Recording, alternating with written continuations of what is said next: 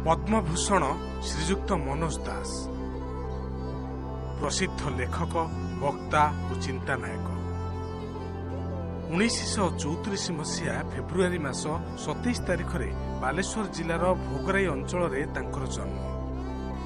निजर अनेक कालजयी साहित्य कृति से पाइछंती सरस्वती सम्मान और साहित्य अकादेमी पुरस्कार भली अनेक सम्मान। शेष निद्रारे साहित्य साधक मनोज दास सबु महोदय शोक प्रकाश पाउछि। मनोज दास को केवल साहित्यिक भाव चित्रण करा जाउनी, जो अमाप व्यक्तित्वर से अधिकारी थिले आज समस्ते से झुरुछंती। केवल ओडिया साहित्य नुहे इंग्राजी साहित्य रुद्धिमंत लेखनी चालना करिसेंती, साहित्य आकाश को रुद्धिमंत करिसेंती। किंतु ओडिया साहित्य आकाश रे से सबुबेल पई जणे सूर्य ही रहिबे।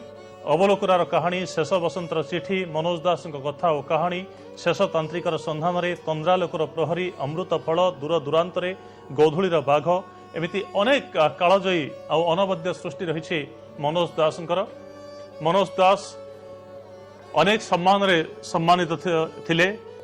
केवल पुरस्कार बा सम्मान यथेष्ट नथिला मनोज दास। मनोज दास आध्यात्मिकतार गोटे शेष सोपान रे पहुंची।